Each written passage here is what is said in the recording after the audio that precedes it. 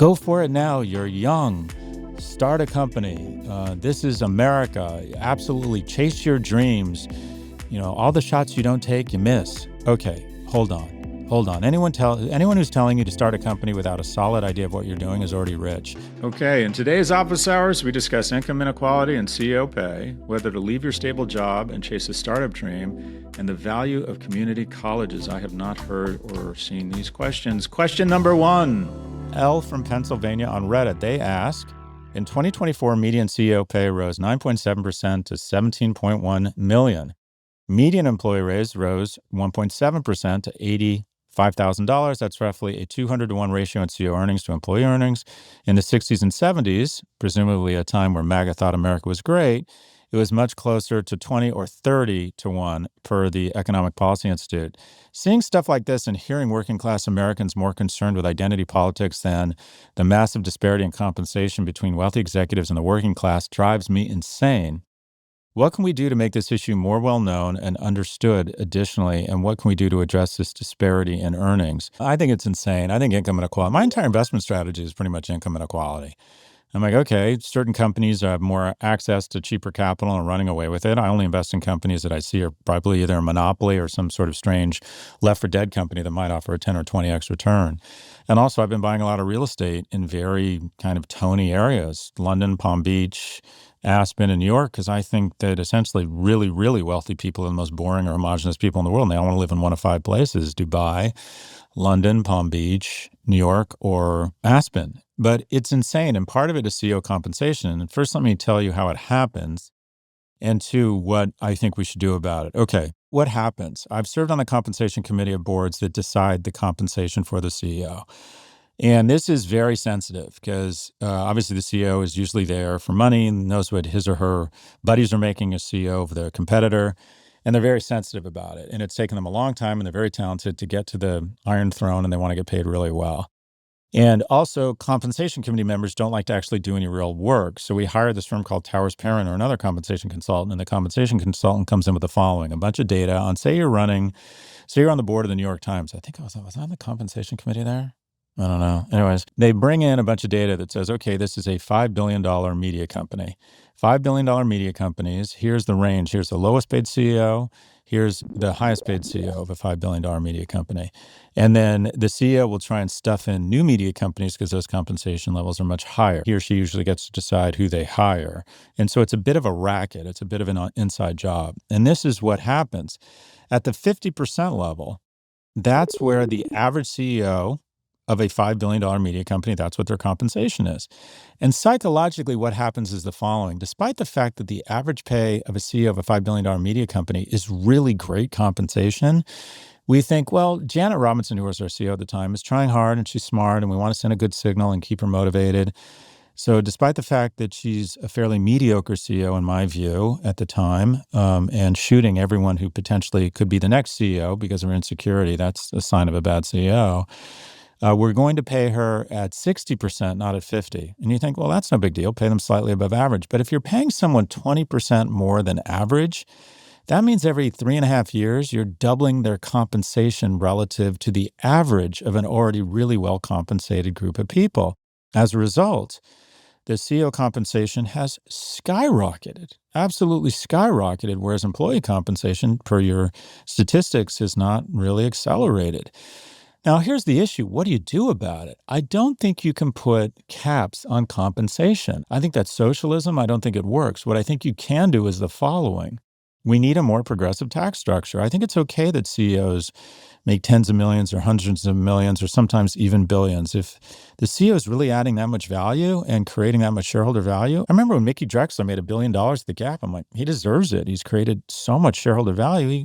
He deserves it. And who are we to tell him that compensation is too much? If you want to use the word fair, you're not going to find a lot of fair in the corporate world, especially in a compensation table. But I do think we need to more aggressively address a progressive tax structure. And that is, I see no reason why anyone who makes over $10 million a year shouldn't have a 60 to 80% marginal tax rate. Why? We need that money, and there's a lot of people making crazy amounts of money right now, and we need to pay down our deficit. We need to reinvest in technology and education and food stamps and help some of our least fortunate figure out a way to pull themselves up. And we're going to have to just tax people more, because what we have now is a regressive tax structure, because the majority of your employees pay taxes on current income, maximum rate 37%, and the CEO gets majority of their compensation from equity, maximum tax rate 23.8%. So the tax structures actually become regressive. So I would like to see an alternative minimum tax of 50 or 60%, no loopholes for people who make more than $10 million a year. And this is why that tax, while it sounds scary, is less taxing, and Republicans would like you to believe that they're our most productive employees and it's theft. No, it's not. That's actually a lower tax rate than the super wealthy have been paying for most of the 20th century. And here's the good part. They're no less happy. Once you get above a certain amount of money, incremental money doesn't provide you with anything. It doesn't give you any additional value or happiness. What are you going to give it to your kids so they can have a Range Rover and a cocaine habit? I mean, you want taxes that are the least taxing, so to speak. I'm a big fan of raising taxes on estate taxes. I do think you're going to have to raise taxes on corporations who are paying their lowest taxes since 1929, but I don't think you can put compensation caps. I think that's socialism. It doesn't work and creates all sorts of gymnastics around spreading out all these unnatural acts that'll waste time and energy. But I do think anyone making over a certain amount of money should be subject to the same progressive tax structure that we've had for most of the 20th century.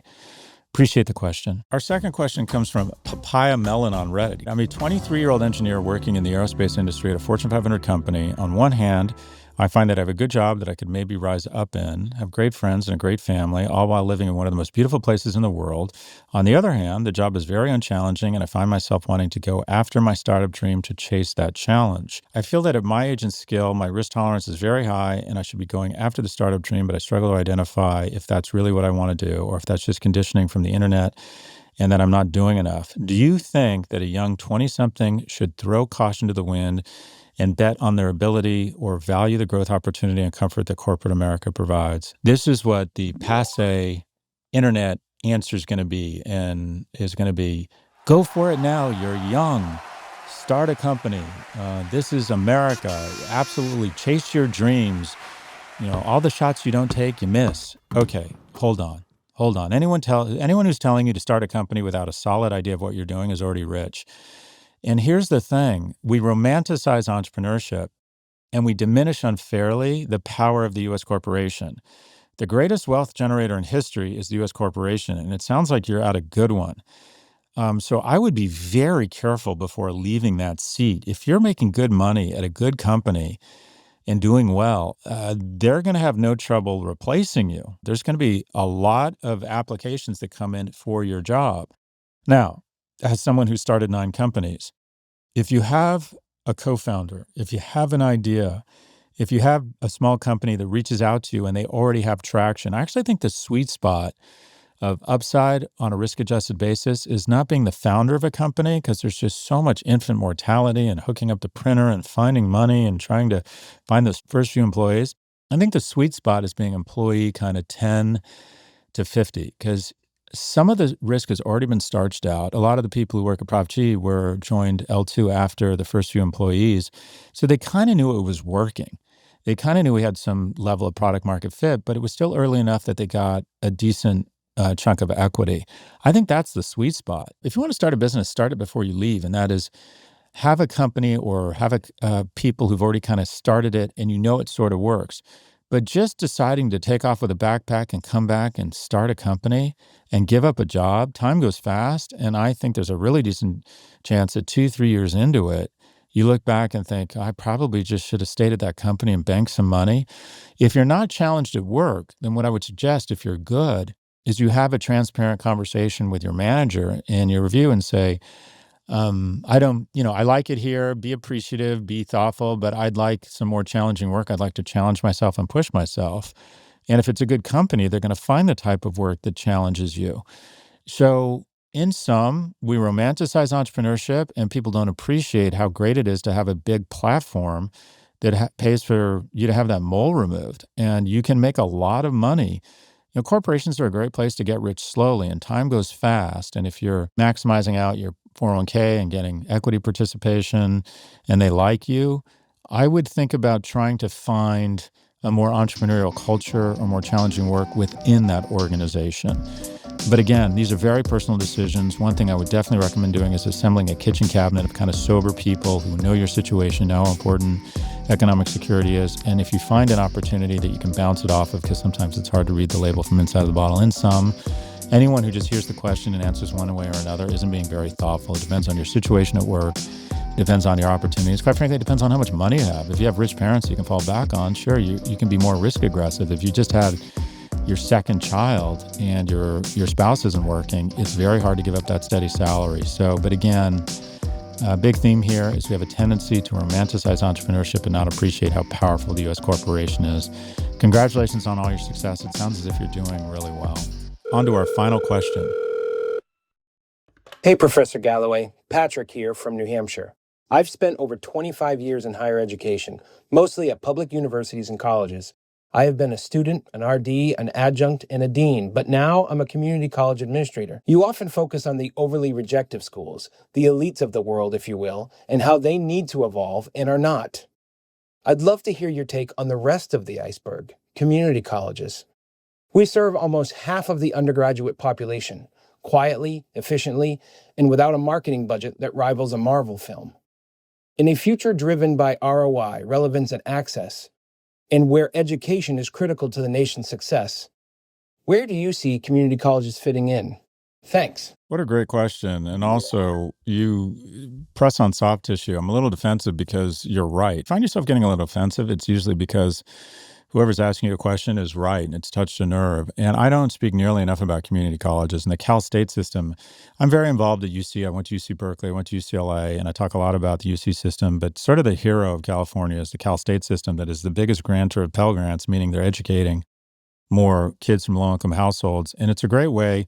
Most of us aren't remarkable. I applied to college when I was 17. I showed up to UCLA and rushed a fraternity when I was 17 years old. My boy is 17. The idea of him at college right now totally freaks me out.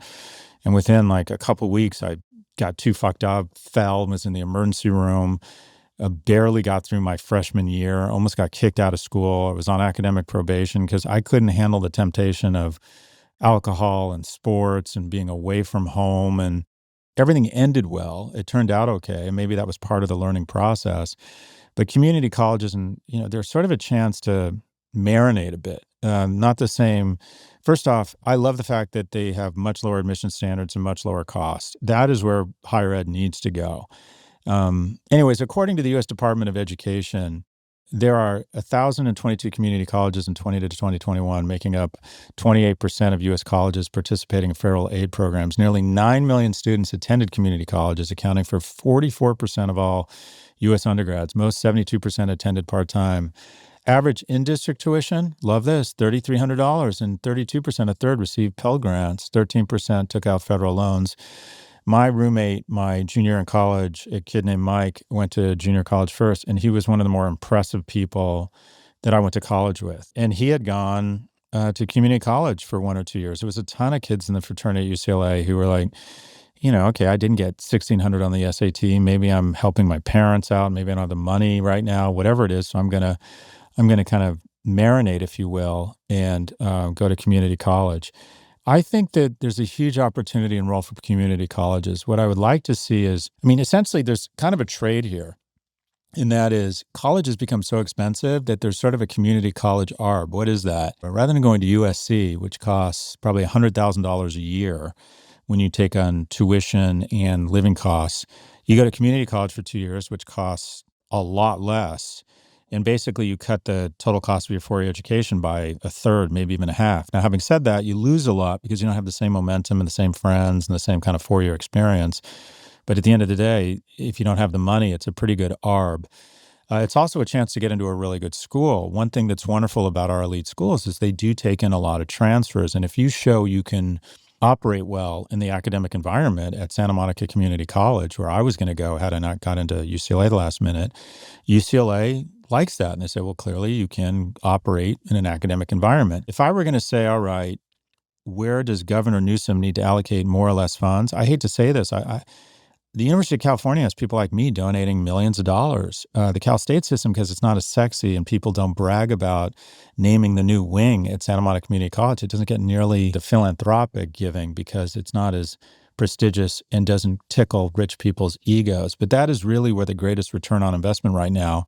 I'm not as familiar with the curriculum, but what I would suggest is I think the biggest opportunity, and also foots to this kind of emerging crisis of struggling young men, is more vocational programming. And that is a track for kids looking to transfer to a 4-year program that's more liberal arts, more general, if you will. And then there's tracks for kids who are like, I'm not cut out for school. We all knew that person in high school. It was usually a guy who had hated school, wasn't good at it, but could fix your car and loved wood, auto, and metal shop, which we've replaced with computer science for some reason, or Mandarin. So I wonder if there's more investment or tracks available for great vocational jobs. You've probably seen that TikTok showing that an 11th grader who gets through auto shop, they're being offered $70,000 a year jobs out of the 11th grade.